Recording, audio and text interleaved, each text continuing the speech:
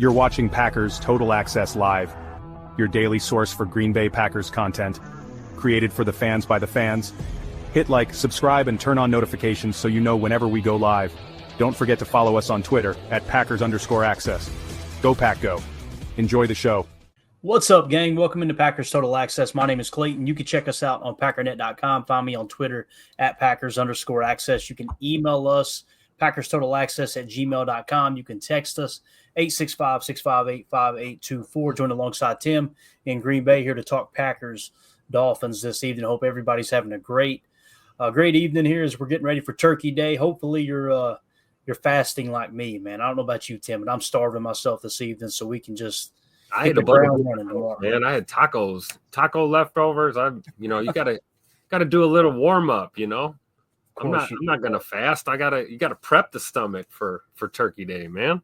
Not me, man. I'm going in there hungry as a hostage, dude. I'm ready to roll. So we get the chat already lit up in here this evening. Good to see everybody filing in. As we got Sean in the house. What's up, man? We got Greg Rice, Holmes in the house, United Bates, the whole gang in here. Larry Cano, Reef. Let's see. Daryl in the house. Good to see you, Daryl. Dane Stromstad, the El Presidente, as I refer to Dane Stromstad here. Let's see. Daryl says, Happy Thanksgiving, Clay. Happy Thanksgiving to everybody out there. Hopefully everybody's tuned up to have a awesome Thanksgiving and, spend time with friends and family and just take a second to reflect on all the things that we should be thankful for, right? I know I've got a ton in my life. We tend to focus on the things we don't have as opposed to the things we do have, and we take that for granted. And, again, just thankful for really this group we got here, Tim. And we got an awesome group of viewers and listeners, and it's really cool to just start a silly little podcast, and then you look back a couple years later and you got a ton of people that you're communicating with on a daily basis and kind of expanding that Packer family, if you will, man.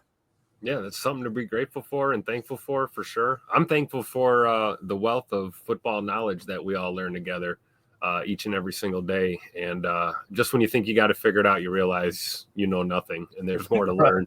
And we all learn from each other. So, I'm definitely thankful to be a part of this group. And it's awesome. Thankful for an 8-3 football team too, right? Definitely thankful for that. Yeah, definitely. Ron Samble in the chat says, Rashid says every day is a holiday when you play for the Green Bay Packers. I love it, man. Love that attitude of gratitude there. Mike Hebring in the chat, home taking care of the wife after lung surgery. She's doing well. I'm very thankful. Hey, man, thoughts and prayers to your wife there, Mike. And you take a little time down too there, man. I know when my wife Mandy had shoulder surgery, she couldn't do anything. I had to brush her hair and everything, right? She tore a rotator cuff just being the absolute dog that she is. And, just take that time. Don't be stressed and chill out yourself. You know what I mean? Just kind of hang loose. That's what I did. It kept me from worrying so much and going insane. So let's see here. Aaron in the house. Good evening, Posse. Enjoying my 26th birthday today. Ready for the Dolphins tomorrow for Thanksgiving. Obviously, Aaron was at the Packers-Niners game. Awesome time there, I'm sure. Happy birthday to you, buddy. Appreciate you swinging through. Let's see. Crossfire in the chat. Clay, am I right to think our defense shouldn't be too aggressive tomorrow? Keep it in front and hope for some turnovers. Yeah, I think you're right there. You don't want to get over aggressive with the blitzing, that's for sure. Because if you try to blitz Tua, what's going to happen? He's going to cut you apart with the short, intermediate passing game, right? Now the RPO game, that's kind of their bread and butter. Their passing attack is really, really solid right now. They got a decent running game, but the last 3 games they're averaging under 4 yards a pop there. So we kind of talked about that this morning, Tim. Right? I don't think the answer would be to blitz. Do you? No, I don't. And being aggressive is it depends on how you define it, right? Like if we're talking about rushing, more than 4, then yeah, I'm with you. Don't be overly aggressive. But as far as being on the attack and, ball hawking, rallying to the ball, that kind of thing. Yeah. Stay aggressive on defense. But, I think we're going to get lit up if we blitz too much. That doesn't mean you don't dial it up once in a while. Right. Much like we did against the Niners, I think that Hafley did a good job of kind of, doing that delicate dance between playing off and coverage and then sending the dogs. We saw Quay Walker sent on a couple of those. and it turned out to work. We actually got a turnover off of one of those. So, pick your battles, as they say, right? Yeah, definitely. No doubt about it, man. Let's see here. Donald in the chat. Good to see you, sir. Happy That's Thanksgiving. Pops right there. Is it really? That's Mr. Green. Everybody sit up straight. Papa Green's in the house. Papa Green is in the house. Thank you for tuning in there, Pops. Appreciate you swinging Thanks, Dad. by. Appreciate that. Love it. All right. So let's get this party started off right, Tim. We got some folks flying into town here, and Dove Kleiman tweeted this out. Said a Karen, Dolphins fan, goes crazy on her flight to Green Bay for her Thanksgiving game against the Packers. It's an awful look for the Dolphin fans, and gave credit to at SCHADJOE, I guess Shad Joe. But let's play the clipper. Hopefully there's not language. If there is, I apologize. Make sure the kids are earmuffed. But I think they were just singing on a flight to Green Bay. Let's hear it.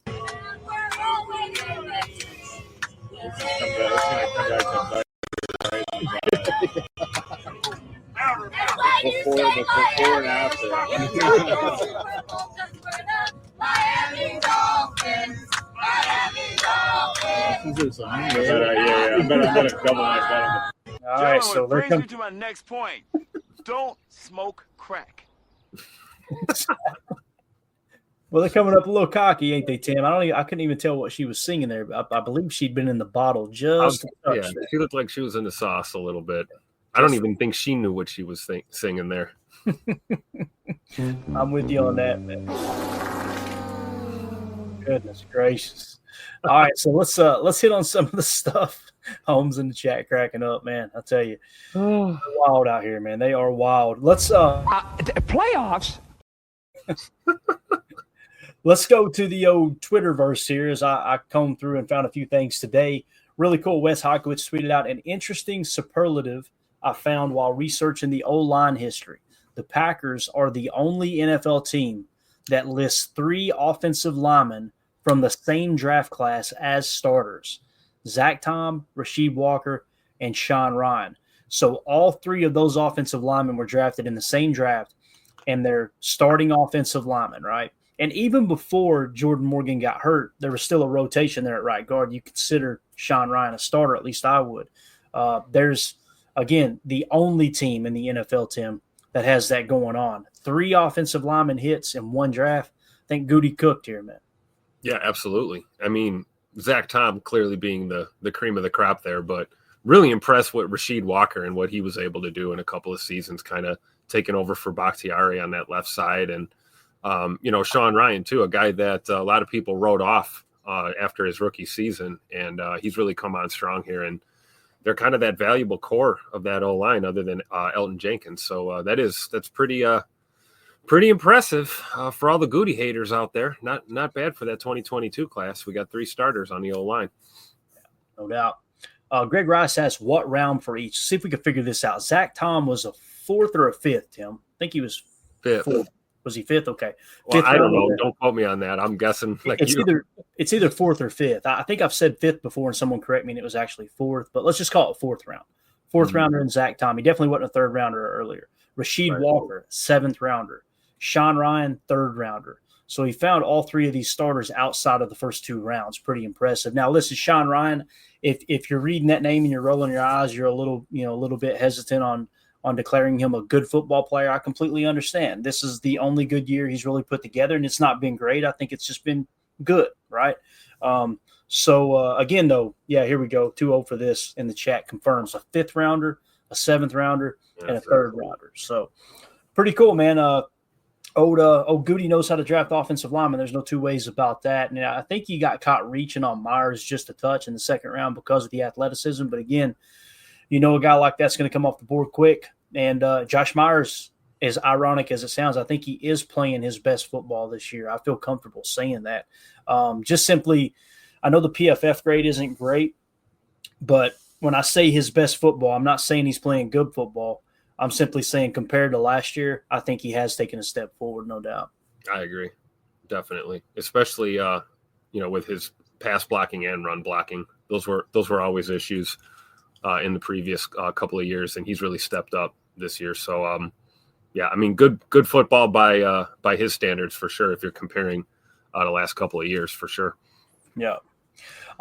Jason Y in the chat. Good to see you, sir. He says Green Bay doesn't miss often on O-line picks. They also passed on Graham Barton when everyone wanted them to draft him. I had Graham pretty high myself, Jason, to be honest with you. I'm thinking I had him at tackle, I believe is what I put him at. Yes, so I had him as the 1, 2, 3, 4, 5, 6, 7th best offensive tackle. I actually had him one spot ahead of Jordan Morgan.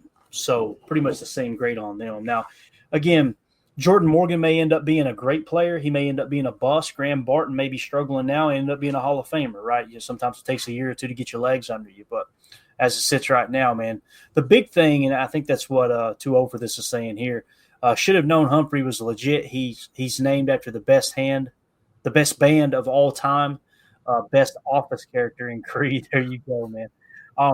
The thing about Creed that hurts is Creed Humphrey is – being taken one pick after Josh Myers, right? And again, that's the draft, though, man. You're going to swing and miss. It's going to happen. But the fact that he is arguably the best center in all of the National Football League is pretty wild. It really is. So can't hit them all, though, right?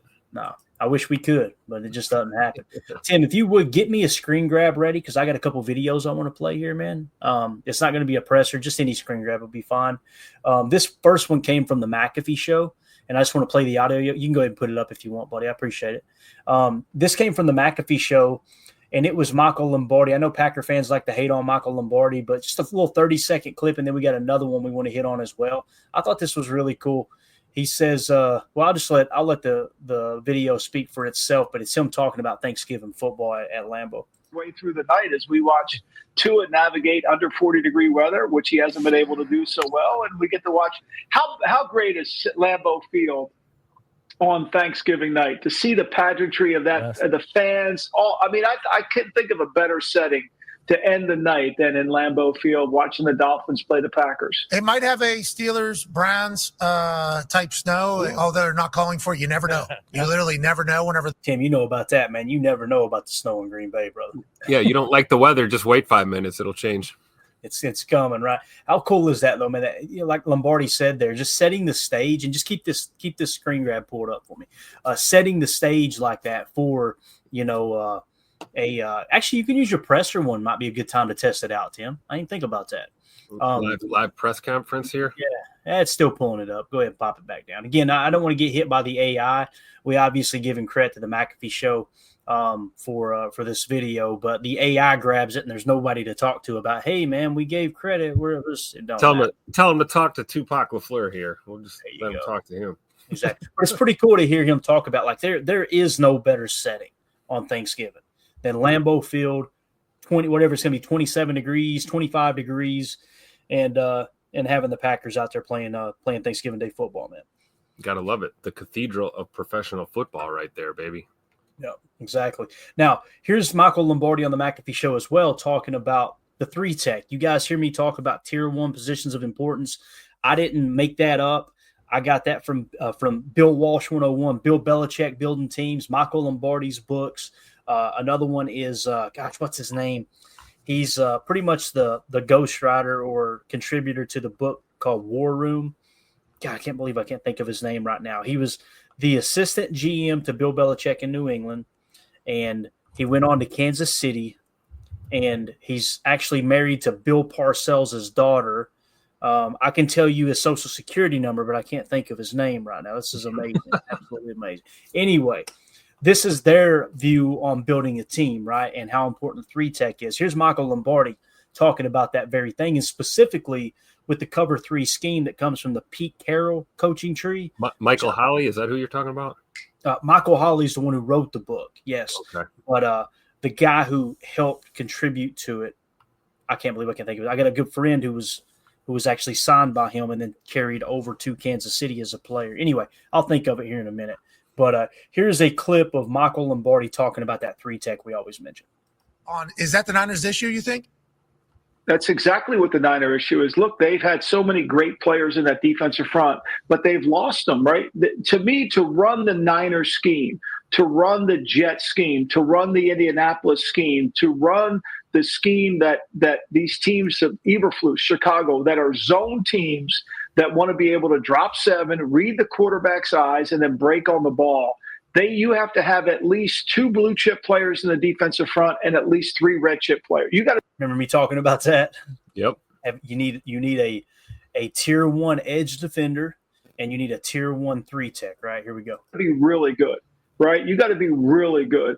And unfortunately for the 49ers, losing Hargraves, they don't have a 3 technique. See, here's the problem. The hardest thing to find in football besides a left tackle is a 3 technique, a dominating 3 technique, right? Why are the Eagles so good? Jalen Carter's in shape and he's playing great. 3 techniques are hard to find because the Warren Sapps of the world that you have to slide the protection to all the time, those guys create more problems than the edge rushers who you could chip. But when you've got a slide and then you have another player inside who can beat one-on-one blocks, it's tough. And I think the Niners losing all those players, they have Bosa, but then they don't have any really red chips or blue chips in their line, and that affects their coverages. All right, so obviously we talk about that all the time, Tim. You got to marry up the pass rush with the coverage, right? They got to play off of each other. It's so important, right? Now, Absolutely. if you'll pull that screen grab up for me one more time, I want to play another clip from the McAfee show. I apologize. I got ahead of myself there. This one that got tweeted out by Pat McAfee says, Matt LaFleur has done an incredible job coaching this season.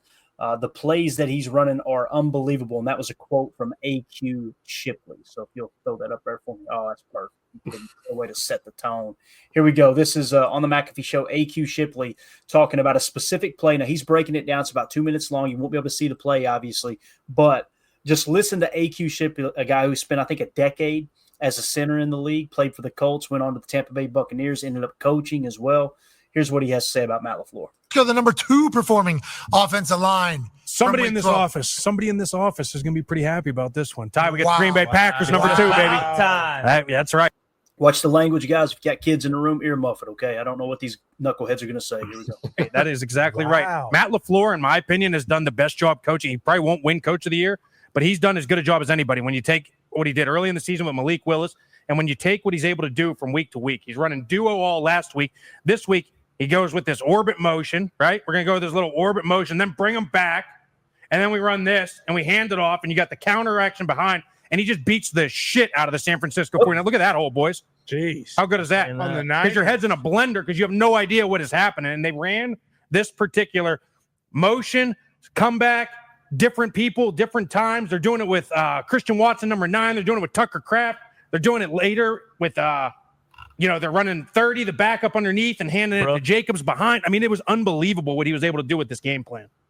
Unbelievable. You have to work that a lot, right, for the timing of this whole thing? Yeah, and it's all the motions, it's all the stuff. But the best part about it, this whole segment is based off of offensive line. It's the same to them. There's 3 people that have to change roles, but it's never the offensive line. This is literally just inside zone with the receiver going behind, and then you got Tucker Kraft coming back and cutting off the backside end. Look at the block he gets too, by the way. Just real quick. I appreciate the offensive line. Think about Jordan Love here on this play. Jordan Love has to send him in motion. Yep. Has to snap it at the right time. Yep. Then he's faking this way. Then he's handing it off back this way. Jordan Love on this particular play Does a full 360 spin, by the way. Good ball handling. Yeah. Sweet. That is pretty sweet. Oh, what a spin right there, too. 71 gets Devondre Campbell and Fred Warner. It's unbelievable. And let's also talk about this one quick note, right? We all notice where this game's being played. It's a home game. Probably can't do all this shit on the road because then it's timing the snap with silent count and all the other stuff. And now all this stuff with him sending it and it's quiet and you can make it and it's all verbal stuff. It's a lot easier to do. So whenever your stadium gets taken over by the other team's fans, it is a bit of a disadvantage. It's a bit of a disadvantage. Yeah, because you can do this. That won't help. Green Bay doesn't happen, right? No. Never. Well, last year the Lions early on actually did. There was a lot of Honolulu blue. Oh, but I think that was still kind of when people were like, hey, we don't know about this Packers team. And then they went on the run, made the playoffs. And I think this year it's been back. There you go. All right. So obviously Ty Schmidt is the resident Packers fan there in the office at the Pat McAfee show. It's just so cool to hear Matt LaFleur getting the recognition he deserves, Tim. Yeah, it is. And it's cool to hear Josh Myers getting the recognition he deserves, right? 71, taking out Devondre Campbell and Fred Warner, the best linebacker in the league and the worst linebacker in the league, taking them out on one play. I love it. But But no, I mean, there's some truth to what he's saying, especially about running some of these more complex looks on the road. Kind of going to be interested to see when we make the trip over to Detroit, what that game plan kind of looks like. Talking about, silent count and, your whole approach when you're on the road is a little different when you're in the friendly confines of 1265 Lombardi Avenue. So I think that was a great point, but gotta love when those guys are breaking anything Packers down and when you get that national exposure. And I also agree with the sentiment that this will probably be yet another year that Coach LaFleur does not win Coach of the Year. But I think people around this league that know ball, they see what's going on. And, he's probably he may not be the fan favorite, but he's certainly well respected among coaching circles in the NFL. That's for sure. Yeah, I see AFAM very active in the chat tonight. Let's go to him real quick. He said earlier that Gutey doesn't know how to draft a quarterback. All right, so we got that on the docket. Now he says, what has Matt LaFleur done? I'm glad you asked, buddy. If the Green Bay Packers defeat the Miami Dolphins tomorrow, head coach Matt LaFleur will pass George Papa Bear Halas in winning percentage, officially putting him in the top 10 all-time in winning percentage. He just passed Don Shula last week, all right? Don Shula is the all-time winningest coach in NFL history, right? He has, let's see, what is his total number of wins? I think he finished with, was it 490, I believe is what it was. So Matt LaFleur has now passed him up in winning percentage, sitting at 681. He's only 1 point behind George Halas. So if they win tomorrow, he will now officially be in the top 10 all-time. This isn't this decade. This isn't the last 25 years. This isn't the last – all-time 10th highest winning percentage in NFL history. So, and one of a few active coaches in that conversation, right? You got Sirianni and Harbaugh, and then you've got Coach LaFleur. Yeah, absolutely, man. So Matt LaFleur, it's just like I said, it's cool seeing him get that record. I love everyone's response on Twitter, too. They were like, and this dude can't sniff a Coach of the Year award. Like, it just can't even be mentioned in the conversation. It was always Aaron. It was always Aaron. Now you see him. We got the youngest team in the NFL, 8-3. About to play the oldest team in the NFL tomorrow on the Dolphins. Pretty wild. Yep. All right. Let's see. Let's move it along here. I thought this was cool. You guys remember last year what happened on Turkey Day? I don't know if you remember or not, but Jordan Love didn't get turkey leg. You remember that, Tim? Yeah, thanks, Fox Sports. Appreciate that. Yeah. So let's see here. It was Lily Zhao, I think is how you say her name. That Sure. Jordan Love didn't get a turkey leg after the Packers beat the Lions last Thanksgiving. His teammates are determined to change that this week. So here's Tucker Kraft and LVN voicing their opinion. I think after everybody was kind of just like, where's the turkey? And everybody was a little confused. I'm sure the same as you guys. So hopefully we can get him one this year. I'm pretty sure Greg actually ripped into it, right? He started eating it before we got an opportunity. We'll make sure Jordan gets it this year. We'll make sure about that. Typical tight ends, right? Eating everyone's food before everyone gets a chance. Drinking their beer and eating their food, man, all the time, right? And I love that he mentioned Greg by name because if we go on up, check this out. So Greg Olson tweeted this out, right? And he quote tweeted Matt Schneidman, who said Tucker Kraft on Jordan Love not getting a turkey leg in Detroit last year. Quote, pretty sure Greg actually ripped into it, right? He started eating it before he got an opportunity. We'll make sure Jordan gets it this year. We'll make sure about that. And then obviously Greg Olson tweets out erroneous on both counts, right? And I just tagged in there. I had to do it. I said, we the jury will decide that, Greg. We got it on tape, man. There's tape of him eating it. You mentioned that because look right here, Tim. Yeah. I mean, with your hand, bare knuckle grabbing the turkey. Come on, man. That's definitely tight end meathead behavior right there. I gotta say though, I love it because you probably remember this, Tim, that by doing that he was paying homage to John Madden. Yeah. Remember when John Madden used to grab that thing with his big paws and just split it right down the breast. So really, it's not on Greg Olson. It's on the production staff at Fox for not having a second turkey. Exactly. Yeah. My apologies, Uncle Greg, is what Tucker Kraft said. I love it. Yeah. It's just cool seeing people embrace the whole Thanksgiving tradition, around football. It's absolutely awesome, man. Nothing better than Thanksgiving football.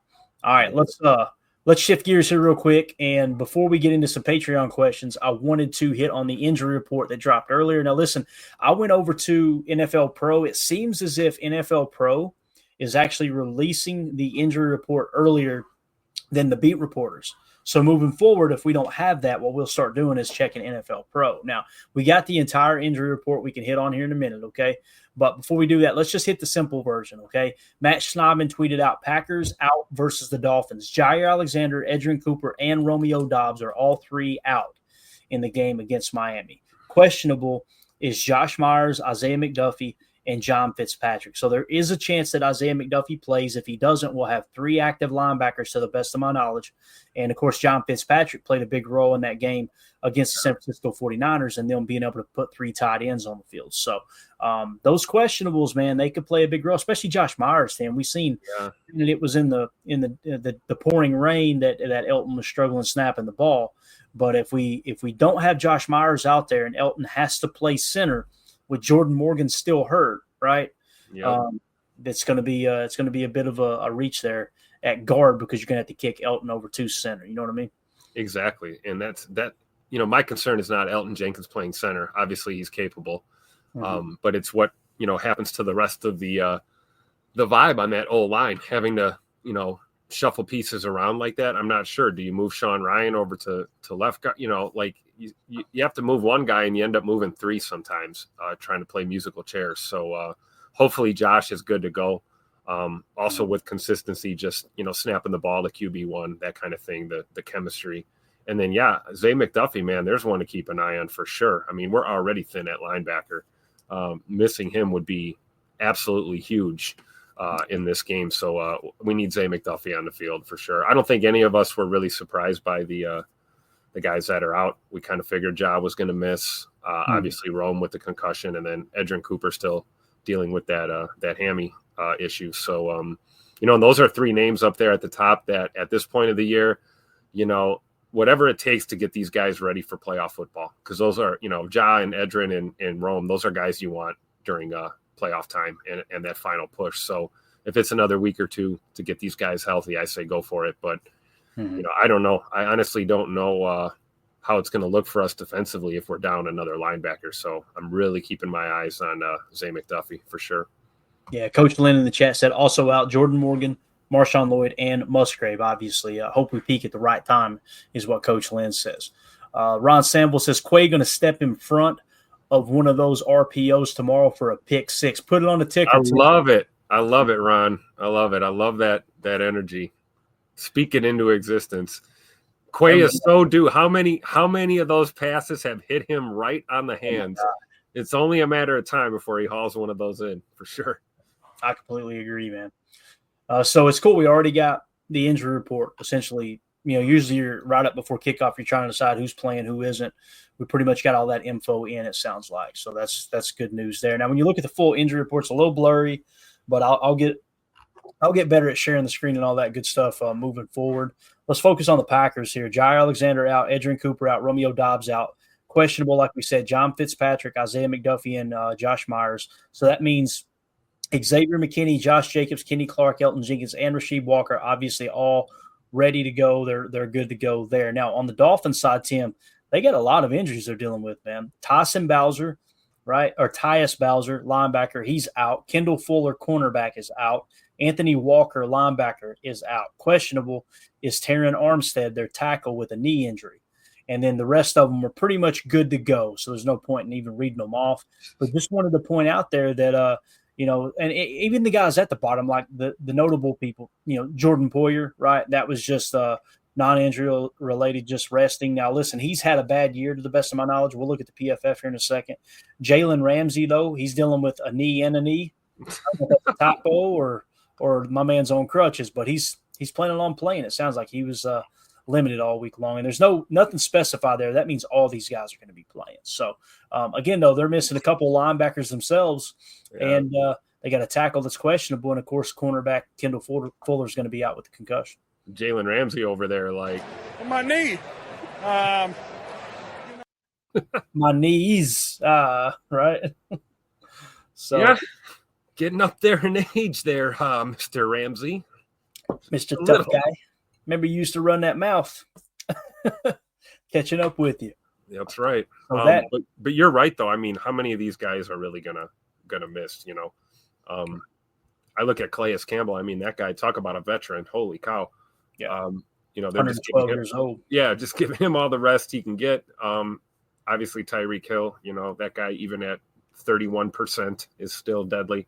So I think a lot of these guys are going to go, except for the, you know, obviously guys that are ruled out already. I think anyone that was limited is probably going to make a go of it. So we'll see, though. I mean, they're banged up. We're banged up. Hey, it's football in November. You got to love it.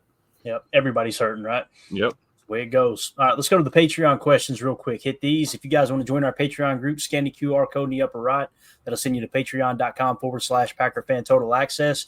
Join one of the 3 tiers. You'll get access to all of the chats in there, as well as entered into our giveaways that we typically give away on the Sunday post-game shows on normal schedule. Won't be doing one this week. Going to be a little bit hectic tomorrow. Won't be able to get the names in and all that good stuff. But next week we'll be giving away another piece of memorabilia. Actually, just gave away or getting ready to mail it out here in a couple of days, the autographed Romeo Dobbs card to the lucky winner there. So first question comes from Fractal of God in the Patreon group, and he asks, I don't know why that's not checking there. That's interesting. Let's go. All right, ain't working. That's all right. What's your thoughts on why LVN hasn't taken the second year step up? You know, it could be a multitude of things. I'm going to call you Sandy Lane Packer. Fractal of God just kind of freaks me out a little bit. I don't even know what that means. I'm a dumb redneck.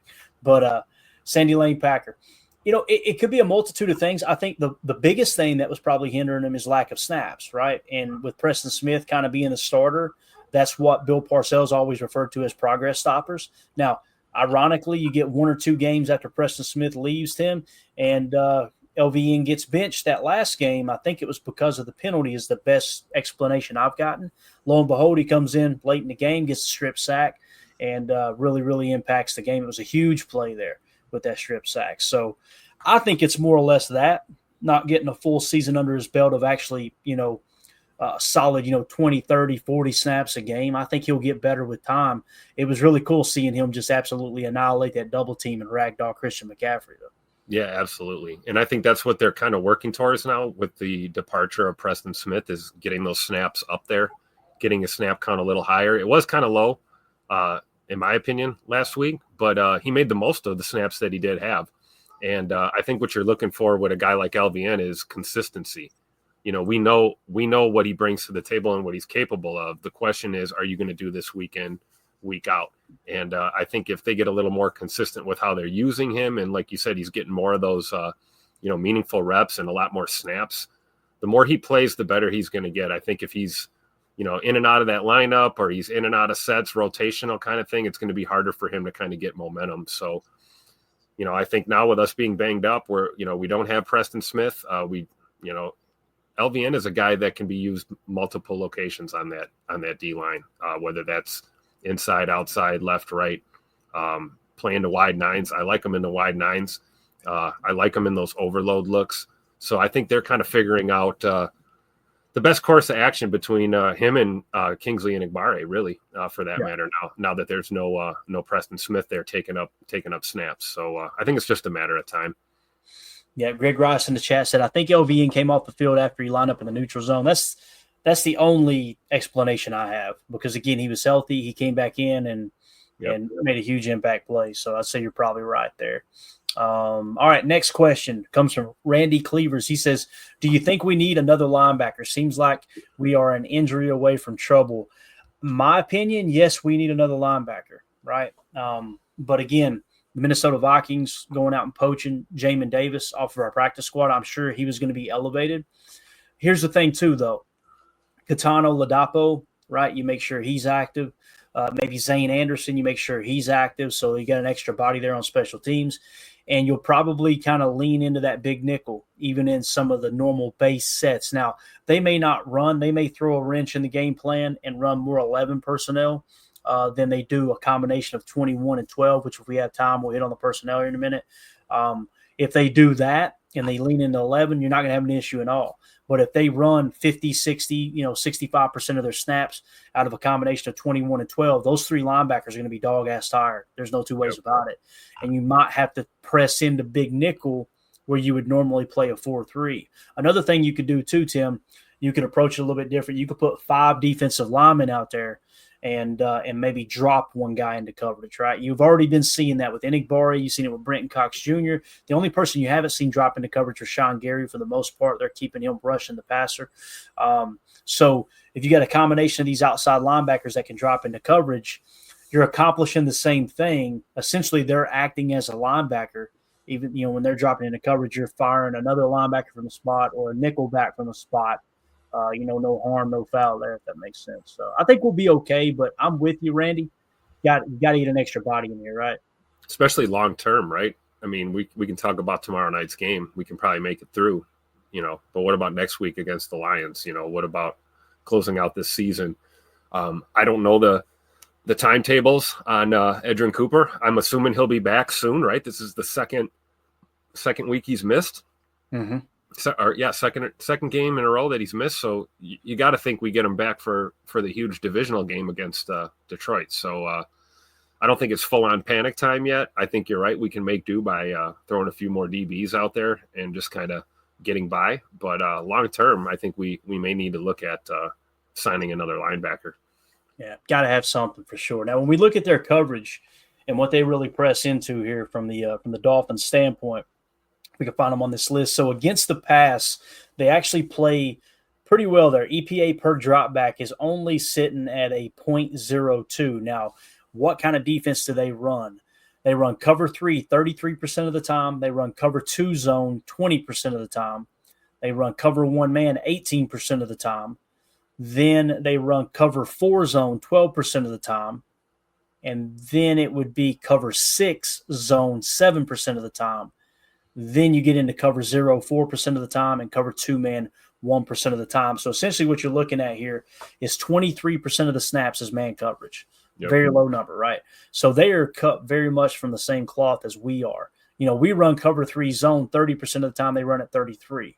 We run cover 2 zone 22% of the time. They only run at 20% of the time. So that is the two defenses they're going to run the most. Tim, based off of what we try to work on in practice over at the Don Hudson Center or Ray Nitschke Field with our defense, knowing that we're going to be calling a lot of cover 3 and cover 2, I imagine Jordan Love in this offense has got plenty of looks at cover 3 zone and cover 2 zone. So, and vice versa for the Dolphins.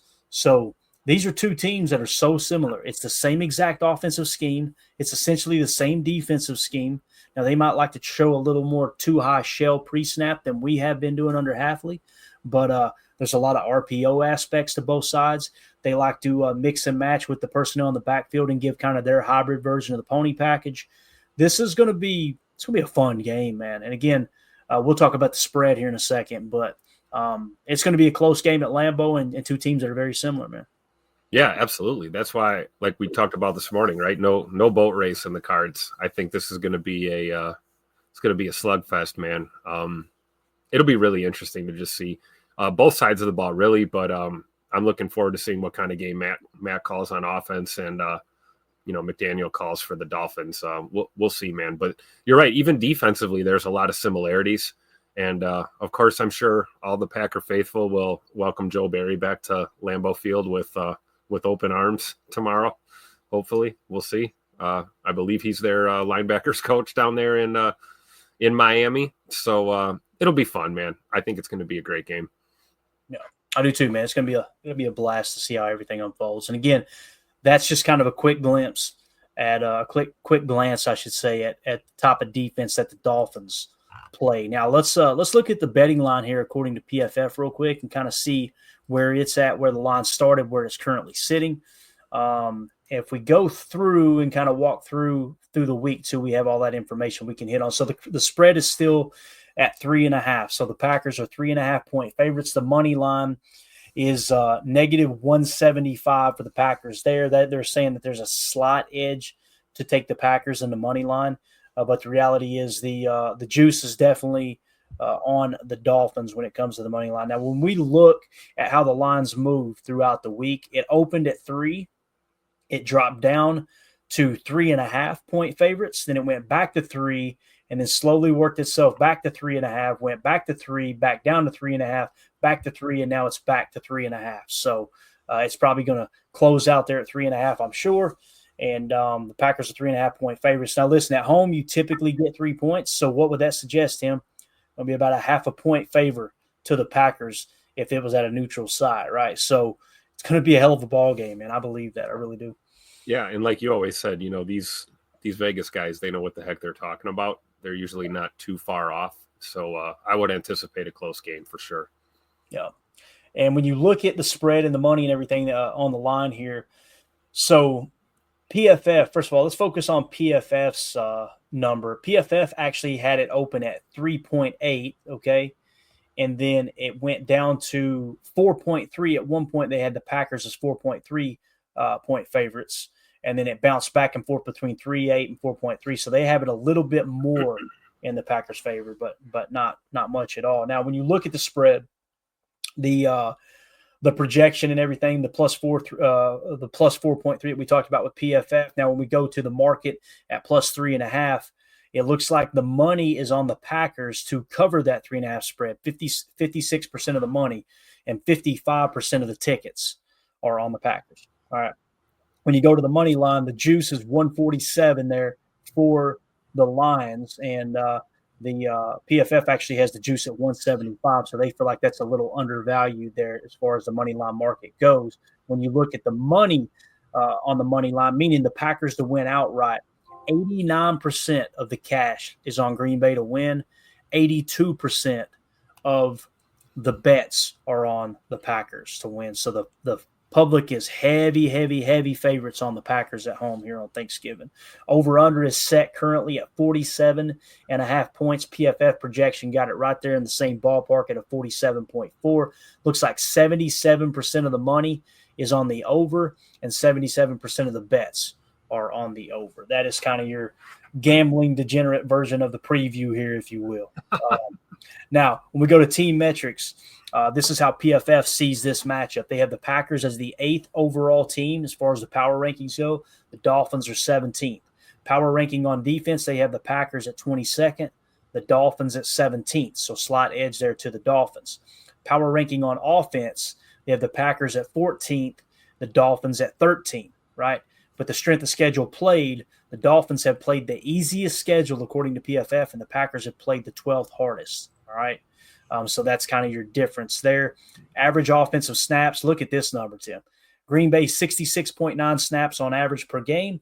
Dolphins, 67.5. Percentage of run plays, Packers are at 47.3. The Dolphins are at 41.6. Let's see, percentage of pass plays, the Packers are at 52.7. The Dolphins are at 58.4. We talk about that when Tua is healthy. They love to throw the ball all over the yard. EPA per run, the Packers are at minus 0.04. And the Dolphins are at minus 0.26. EPA per pass, the Packers are at a positive 0.14, and the Dolphins are at a positive 0.05. So you get, looks like you're getting the advantage in both cases there, EPA per run and per pass when it comes to the matchups. What do you think about that as far as team metrics there from PFF? I think it proves what we've been saying all along, right? This is these teams are pretty evenly matched when you break it down on paper. And, obviously the Dolphins are in the midst of trying to salvage their season. They went through a rough patch without Tua. They, I believe, are undefeated since his return. So this is a team coming in hungry to get a big victory on the road.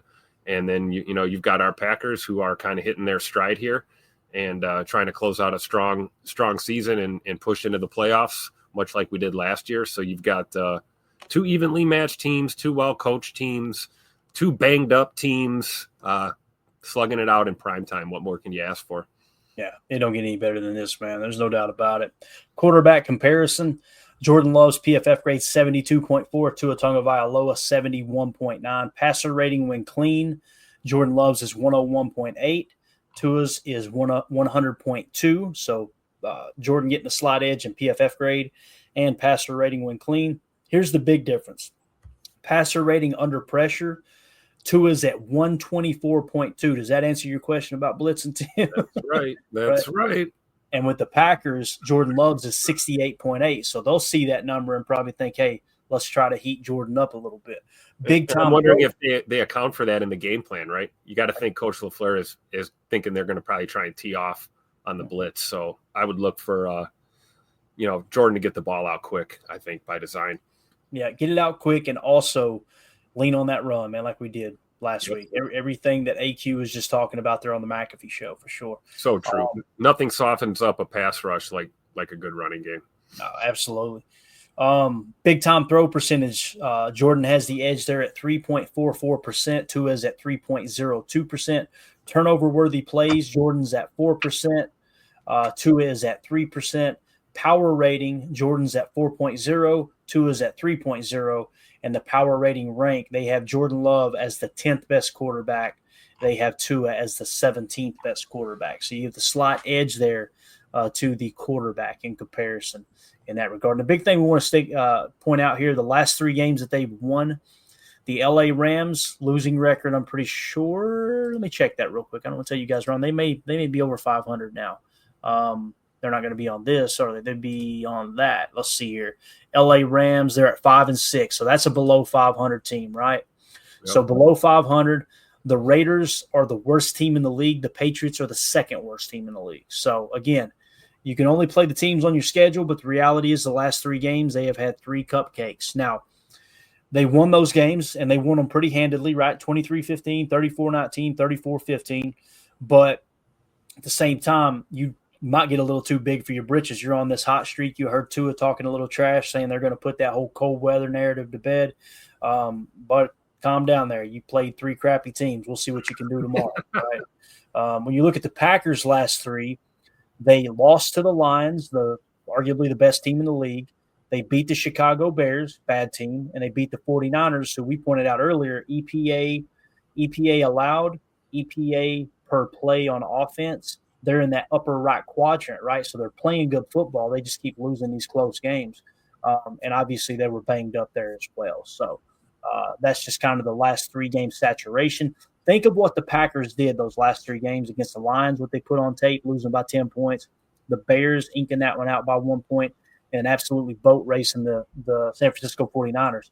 That's going to be the 3-game saturation that the Dolphins key in on as far as watching the tape and putting a game plan together. I promise you that. Absolutely. All right. So that's it. That's the PFF preview. I think we're going to wrap it up there, man. What we'll do is come back tomorrow morning for Good Morning Lambeau, and we'll look at the lineup matchups, all right? So we'll compare the PFF grades, their lineup against ours. We'll look at their 11 versus our nickel, our 11 versus their nickel. We'll look at their 21 and their 12. Matter of fact, let me throw this up real quick while I'm thinking about it, just to give you guys an idea. That way you can sleep on it, and then when we get back in the morning, we will show you guys the lineup matchups. But here's the top of offense that the Dolphins have been running. If I get this to zoom in just a little bit for you guys. Here we go. So the top personnel that they use offensively so far this year at 38% is 11 personnel. So 3 wide receiver sets, 38% of the snaps. Check this out, though. 21 personnel, 29.4% of the time. 12 personnel, 21.6% of the time. So this is what I was talking about. Even though they run 11 more than any other personnel, you kind of, as a defense, you're combining 21 and 12, that number, because that's going to trigger your base defense. Or in our case, if we are banged up, you might have to just leave your big nickel out there to face their 21 and 12 combined. Because when you combine those, Tim, you're at 51% of the snaps. You're going to be in your base 4-3 if everyone was healthy. That makes sense? Yeah, it does. And I like your idea, too, of just going with big nickel rather than trying to stick guys in positions that they're not comfortable playing. If we can get through this game without having to do too much of that, I think that's the way we want to go. Yeah, and here's the other thing. They run 22 personnel 6% of the time. So what maybe you might want to do is when you go with that nickel approach, right, in a running situation, rather than go with that 4-3 stack, you could go with a 5-man front, put 5 defensive linemen out there. Think of this. Think of Kenny Clark, Devontae White, and TJ Slayton on the field, and then your 2 edges, right? So essentially you're going to show a 34 jam front, right, with only 2 linebackers back there. that might be a way to approach this too. In a 4-3 terminology, all you do is you simply call that 4-3 under and 4-3 over. And you got some bear fronts and things like that you could throw in. But when you get into that, you're kind of splitting hairs. Just wanted to point out, though, that you're going to see probably, again, look at the rating rank, okay? Or, yeah, the rating rank is 30th in the league. They run 11 personnel, 30th most in the league, meaning there's only 2 teams that run less 11 personnel. So just keep that in mind for tomorrow as we get ready for this game. Yeah, go ahead, Tim. Anything else you want to hit on, man? Like I said, I just want to kind of hit that stuff to set the stage for tomorrow morning. No, I think we cleared up the chat, right? Anything? Let's see. Yeah, we got everything. I think I'm good, man. That. Let's see here. Here we go. I hope Brett Favre is too old for this. Says, I hope Brett Favre is at the game, and someone asks why he's there. What the hell is Brett Favre doing here? I'm in town to play the Dolphins, you dumbass. There you go. That's the answer, right? And then too old for this in the chat says LaFleur and McDaniels are the perfect contrast of coaching styles from the Shanahan tree. They really are. And what's crazy is they're such close friends. Yeah. Yeah. And another thing too, if you guys haven't seen it, go type it into the search bar over on the old X, and you'll see if you type in Matt LaFleur, Sean McVay's son, you'll see Matt LaFleur getting to meet Sean McVay's son for the first time. Is not really a newborn, but obviously an infant. It was so cool because many people always tied Matt LaFleur to Kyle Shanahan. And when I started doing the pod 2 years ago, I tried to point out, hey, look, they're not as close as people think they are. It's right. Sean McVay and Matt LaFleur who are close, because when Sean McVay broke away from Kyle Shanahan, he took Matt LaFleur with him to L.A. as his right-hand man, right? Yeah. And that's when they made it to the Super Bowl and all that the first time. So, really the job that kind of got Matt LaFleur to that consideration level of being a head coach one day, Yeah. So, and then of course, we all know the story about Coach McDaniels and Matt LaFleur's history too. Matt LaFleur kind of going to bat for him when he was struggling. So, you see these guys, some are closer than others, but they're all from that Shanahan tree. And, this league is driven by relationships when it comes to coaching and building your staff. So no secret that these guys continue to kind of look out for each other. Yeah, no doubt about it. Yeah, that's a really cool story that basically McDaniel drank himself out of a job in Houston. Yep. And then when he got sober, got clean, and was looking to get back in the game, he wanted a job with Kyle Shanahan in Washington. Well, Matt LaFleur worked for Kyle Shanahan in Washington. He's the one who went to Kyle and was like, hey, we need to give this guy another shot. And Yep. Kyle, for the longest time, him and Mike McDaniel were close friends. Like I said, they were ball boys for the Denver Broncos in the 90s. It's Yep. just cool to hear that. To hear Mike McDaniel acknowledge that and say Matt LaFleur put his neck on the line for me, and he's the reason I'm back in the game, was really, really cool to hear. So, Absolutely. all right, guys, that's it. We're going to get out of here. Appreciate y'all hanging out with us. We'll be back tomorrow morning, 8:30 Central, to wake up here on Thanksgiving morning, grab a cup of coffee, and we'll break down the PFF preview in terms of the PFF grades from every position between the Dolphins and the Packers. So, Tim, appreciate your time, man. Thanks for having me, man. See you in the morning. All right, buddy. Everybody have a wonderful evening. For those of you listening on the pod, thank you for making us a part of your day. As always, let's go out and be the change we want to see in the world. And go Pack, go. Thanks for watching Packers Total Access Live, your daily source for Green Bay Packers content. Created for the fans by the fans. Hit like, subscribe, and turn on notifications so you know whenever we go live. Don't forget to follow us on Twitter at Packers_access. Go Pack Go. Have a great day.